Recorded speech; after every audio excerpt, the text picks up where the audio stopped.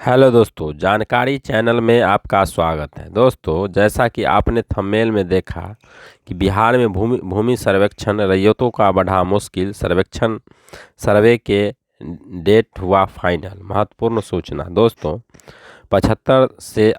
75 दिन या उससे अधिक से लंबित जितना भी दाखिल खारिज का मामला है उन सभी को किया जाएगा निष्पादन। जी हाँ दोस्तों, तो आपने थंबनेल में देखा, उसी पर आज हम वीडियो बनाने जा रहे हैं। बहुत सारा कमेंट भी आ रहा था कि सर क्या भूमि सर्वेक्षण से जो टाइम है वो बढ़ेगा या नहीं, या फिर जो लोग जो फॉर्म नहीं भरे हैं उसका क्या होगा।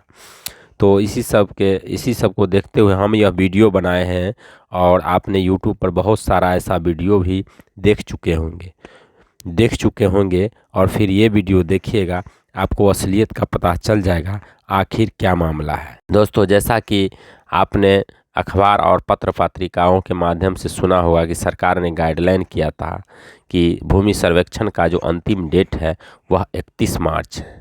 31 मार्च को अंतिम जो है सो डेट रखा गया है। इसके दौरान आपको भूमि सर्वेक्षण का प्रपत्र 2 जमा करना है।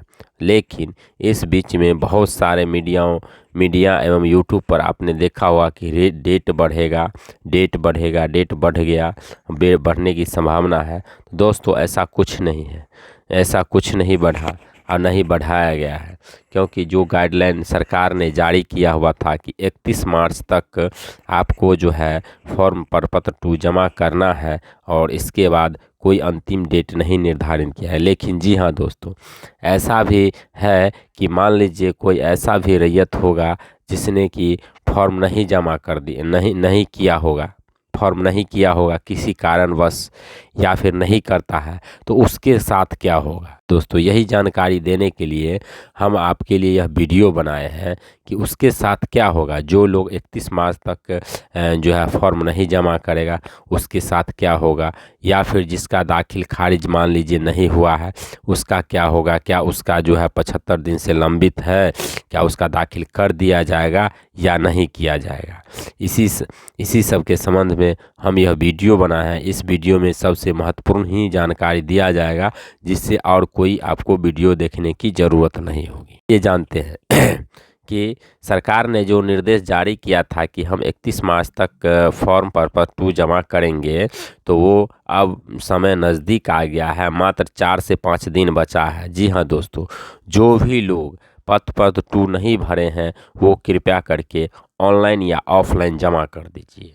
ऑनलाइन या ऑफलाइन जमा कर दीजिए, और इसी में आपका भी भलाई है और सरकार का भी भलाई है। क्योंकि जब आप अपने ज़मीन का फॉर्म भरिएगा तभी सरकार समझेगा कि नहीं, यह वास्तविक रूप से यह आपका ज़मीन है और आप अपने ज़मीन का सर्वे कराना चाह रहे हैं। यदि बाय द वे मान लीजिए आपके पास पेपर नहीं, आपका ज़मीन कब्जा में है और पेपर नहीं मिल रहा है, आपका पूर्वज का ज़मीन है, वास्तविक रूप से वो आप ही का ज़मीन है, तो आप घबराइए नहीं, वो आप ही के नाम से सर्वे किया जाएगा। बल्कि आपको फॉर्म भरना होगा तभी सर्वे होगा। और फॉर्म भरने के लिए आपको प्रपत्र 2 लेना है। यदि आपका पूर्वज का ज़मीन है और आपके पास मान लीजिए खतियान नहीं है, या केवाला नहीं है, या फिर रगान रसीद नहीं है, तो आपको घबराने की कोई ज़रूरत नहीं है। आप प्रपत्र 2 लीजिए, लेकिन जिस ज़मीन जो आप कब्जा किए हुए हैं उस ज़मीन का आप खाता खेसरा ज़रूर मालूम कीजिए। यह मालूम आपको अमीन साहब जो होंगे आपके गांव के नज़दीक, जो अमीन साहब ज़मीन नापते हैं, उनके पास आप चले जाइए, उनके पूछिए, सर ये ज़मीन मेरे कब्जे में है, मेरे कब्जा में है और मुझे पता ही नहीं है जो इसका खेसरा नंबर क्या है, मुझे सर्वे फॉर्म भरना है। तो अमीन साहब आएंगे और नक्शा को देख के आपको बता देंगे कि यह जो है खाता, यह जो है खेसरा नंबर, प्लॉट नंबर इतना है। तो जैसे ही आपको वह प्लॉट की जानकारी हो जाए, तो आप किसी साइबर कैफ वाले या खुद से मोबाइल पर आप जो भूमि सुधार जो साइट दिया वहाँ पर जाइएगा, उसका खेसरा नंबर लिखिएगा खतियान में। जी हाँ, नया और पुराना दोनों अपलोड कर दिया गया है। तो आप नया का जो खतियान खोलेगा उसमें खेसरा नंबर लिखिएगा, तो आपको खाता ऑटोमेटिक उसका आ जाता है। जमाबंदी पंजी में भी आता है। तो इस प्रकार से आप सर्च करके खाता नंबर भी पता कर सकते हैं। यदि खाता नंबर नहीं भी पता चले तो आपको घबराने की कोई ज़रूरत नहीं है। आप क्या करिएगा, आप सिर्फ ओनली खेसरा नंबर लिख के, और जो भी लोग महत्वपूर्ण क्या है, जो भी लोग आपके चौहद्दी में है ना, उसका ज़रूर आप नाम लिखिएगा। जी हाँ दोस्तों, यदि उसका नाम लिखते हैं और उसका नाम ज़रूर लिखिएगा फॉर्म में। आप कोई भी फॉर्म, कोई भी पेपर नहीं, मान लीजिए खतियान नहीं निकल पाया, फटा हुआ है, केवाला निकल नहीं ले पाया, या जमाबंदी पंजी नहीं है, तो आप क्या करिएगा, खेसरा सही सही अंकित करके और चौहद्दीदार का नाम सही दीजिएगा। जब चौहद्दीदार का नाम सही करके आप फॉर्म भर दीजिए 31 मार्च से पहले। जी हाँ दोस्तों, जब आप फॉर्म भर दीजिएगा तब क्या होगा कि जब सर्वे अमीन आएंगे तो आपसे पूछा जाएगा कि आपके पास पेपर क्यों नहीं है। तो आप यह कह सकते हैं, सर पेपर हमने ढूंढा लेकिन नहीं मिल पाया, जो पेपर ढूंढे वो नेट पर भी नहीं है, और लेकिन यह मेरा पूर्वज का ज़मीन है और यह चौहद्दीदार का हमने जो नाम दिया है उस चौहद्दीदार के आप खतियान या फिर केवाला में देखिए उसमें अंकित होगा। यदि वो ज़मीन आपका होगा तो चारों जो चौहद्दी होता है, चारों जो उत्तर पूर्व पश्चिम, न किसी उत्तर पूर्व पश्चिम, ये 4 चौहद्दीदार में से किसी न किसी चौहद्दीदारों के जो खतियान हो या फिर केवाला हो, उसमें आपका पूर्वज का नाम जरूर होगा। और आप जब ये बात कहिएगा कि सर ये मेरा ज़मीन है और इन चौहद्दीदारों के देखिए दस्तावेज में मेरा नाम अंकित है, तो सर्वे अमीन साहब क्या करेंगे, उन चौहद्दीदारों से पूछेंगे और साथ में उनका भी साथ में पेपर देखा जाएगा कि जी नहीं इसका नाम है कि नहीं। यदि आपका ज़मीन है तो पुराना से पुराना खतियान में ज़रूर नाम होगा, उनके चौहद्दी में या फिर केवाला में नाम जरूर होगा। यदि आप जैनुन है तो नाम होगा, तो आपके नाम से जांच परख के उनसे पूछ के कर दिया जाएगा सर्वे। और यदि मान लीजिए उस चौहद्दीदार का नाम नहीं है तो इससे यह साबित होता है कि वह ज़मीन आपका नहीं है, क्योंकि कोई ना कोई सोर्स होगा। जब ज़मीन है तो कोई ना कोई चौहद्दीदार का भी तो नाम होगा। यदि नहीं होगा, दूसरे का ज़मीन कब्जा किए हैं, तो आप यह भूल जाइए कि दूसरे का ज़मीन हम अपने नाम से सर्वे करा सकते हैं। ये कदाचित है, यदि उस ज़मीन का सर्वे जो ज़मीन मालिक है वो भी नहीं भरता है, फिर भी आपके नाम से सर्वे नहीं होगा। यह सर्वे बिहार सरकार के ही नाम से होगा। इसलिए दोस्तों, जिसका जिसका ज़मीन जो लोग फॉर्म नहीं भरे हैं वो कृपया फॉर्म भरिए, वो भी 31 मार्च से पहले। तब आपका जो है जहाँ भी ज़मीन होगा वो खोज के, जब प्लॉट दिखाइएगा तो खोज के सर्वे कर दिया जाएगा। अब मान लीजिए डेट, लोग कह रहे थे, बहुत सारे यूट्यूब पर आपने वीडियो देखा हुआ कि डेट बढ़ागा, बहुत बड़ी खुशखबरी है। तो ऐसा कुछ नहीं होने जा रहा है। डेट बढ़ाने से समस्या का समाधान नहीं होने वाला है, सर्वे करके ही समस्या का समाधान होगा। डेट तो इसलिए दिया गया था कि आपके पास पेपर नहीं है, आप जमा कीजिए। आप पेपर नहीं, आप खोजिए, जमा कीजिए। पेपर को जो है, बहुत सारे पेपर को ऑनलाइन ऑफलाइन जमा कर दिया गया है। और देखिए गांव में आप गिनती करिए तो करीब 90% लोग जो है फॉर्म भी भर चुके हैं, उनको पेपर भी में। 10% लोग ऐसे हैं जिसका पेपर नहीं मिले होंगे या फिर किसी कारण से बहुत सर्वे फॉर्म नहीं भरे होंगे। जी हाँ दोस्तों, आप अपने आसपास के गांव में देखिएगा, 90% लोग जो है वो फॉर्म भर चुके हैं। 10% ही लोग हैं जो किसी कारणवश फॉर्म नहीं भर चुके हैं, या फिर उसको पेपर नहीं मिल रहा है इसलिए नहीं फॉर्म भरे हैं, या फिर जो है दूर दराज है इसलिए नहीं फॉर्म भरे। तो उन लोगों के लिए क्या होगा, जी हाँ दोस्तों, हम जानकारी देने। मान लीजिए जो लोग फॉर्म भर दिए उसका तो टेंशन नहीं है, जो लोग नहीं फॉर्म भरना, पेपर नहीं होने के कारण, मान लीजिए किसी के पास केवाला है तो भी फॉर्म भर सकता है, खतियान है तो भी फॉर्म भर सकता है, और जमाबंदी पंजी है तो भी, पेपर कोई भी हो ज़मीन से संबंधित। अब आप केवाला लिए हैं, ज़मीन खरीदे हैं लेकिन दाखिल खारिज नहीं हुआ, तो घबराने की कोई बात, फिर भी आप फॉर्म भरिए। वो जांच खुद लेंगे कि आपका दस्तावेज सही है या गलत है। मान लीजिए आपके पास ओनली रसीद ही है, तो आपको घबराने की, आप रसीद ही है तो रसीद के ही आधार पर आप फॉर्म भरिए। वो खुद जांच लेंगे डायरी की मिलान से कि आपका जो रसीद कटा है वो किस आधार पर कटा है, इसका रसीद का आधार क्या है, और सही सही जानकारी मिले तो आपका ज़मीन का सर्वे हो जाएगा। मान लीजिए कोई भी पेपर नहीं है फिर भी आपका ज़मीन पर कब्जा है, फिर भी आप फॉर्म भरिए। वहाँ देखा जाएगा कि वास्तविक में ये आपका ज़मीन है कि नहीं है। यदि किसी सोर्स से पता चलता है, चौहद्दीदारों से पता चलता है कि आपका ज़मीन है, तो आपके नाम से सर्वे कर दिया जाएगा। फिर सर्वे डेट बढ़ाने का क्या फ़ायदा, जब सरकार ने इतना तक कह दिया, 3 महीने आपको एक्स्ट्रा ही दे दिया कि 3 महीना तक आप फॉर्म भरिए, फिर भी यदि आप फॉर्म नहीं भर रहे हैं तो लेट कर रहे हैं, लेट करने से क्या फ़ायदा, क्या क्या क्या होगा इससे लेट करने से?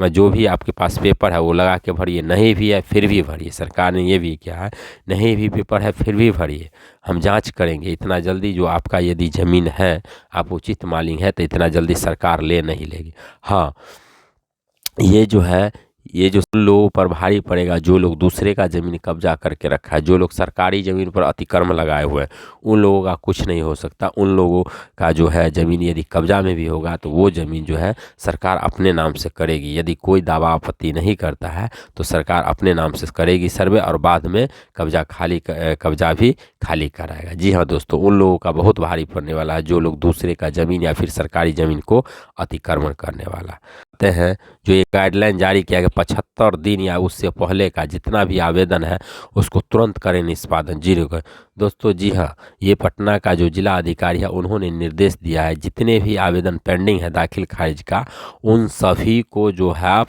जल्दी से जल्दी निष्पादन कर दीजिए। 31 मार्च के अंदर आप निष्पादन कर दीजिए, ताकि लोगों को सर्वे कराने में दिक्कत। लेकिन निष्पादन तब होगा ना जबकि उसका पेपर सही होगा, पंजी 2 में नाम होगा। जी हाँ दोस्तों, दाखिल खारिज तो तभी किया जाता है। मान लीजिए आपने आवेदन किया और आवेदन तो किया लेकिन पंजी 2 में नामे नहीं है ज़मीन विक्रेता का, तो उसका कैसे निष्पादन किया जाएगा? नहीं हो सकता ना, चाहे वो दाखिल खारिज नहीं होगा।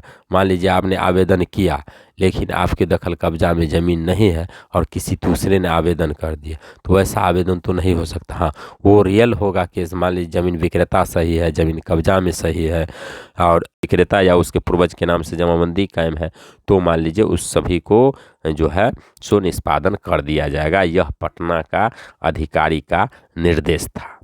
हम आते हैं मूल टॉपिक पर। मान लीजिए कोई भी व्यक्ति छूट गया, 31 मार्च तक यदि ज़मीन का जो है पेपर नहीं जमा किया या फिर प्रपत्र 2 जमा नहीं किया, तो उसके साथ क्या होने वाला है? जी हाँ दोस्तों, सबसे महत्वपूर्ण जानकारी जो आपने पूरे वीडियो पर, ऐसा जो वीडियो तो देखे होंगे कि हाँ जो है सो जमा करिए 31 तक, नहीं तो सरकार, लेकिन नहीं यदि जमा किए तब उसके साथ क्या होने वाला है? मान लीजिए दूर दराज है या किसी कारणवश छूट जाता है 31 मार्च तक, तब उनके साथ क्या होने वाला? ध्यान से सुनिए सारा जानकारी। मान लीजिए आपने नहीं जमा किए तो आपको भी, तब पर भी आपको घबराने की कोई ज़रूरत नहीं है। प्रपत्र 2 जमा नहीं किए किसी कारणवश, आपको घबराने की फिर भी ज़रूरत नहीं है। जब आपकी जो 31 मार्च के बाद क्या होगा कि एक आम सभा किया जाएगा, और आम सभा पुनः जैसे सर्वे चालू होने से पहले किया गया था आम सभा, उसी प्रकार आम सभा किया जाएगा और उसमें सभी रैयतों को फिर से बुलाया जाएगा और उसमें कहा जाएगा कि आप जितने भी लोग जो सर्वे फॉर्म जमा किए हैं वो सभी लोग प्लॉट, एक डेट निर्धारण किया जाएगा कि 1 से लेके और 10 तक या 20 तक का प्लॉट इस दिन से सर्वे चालू होगा।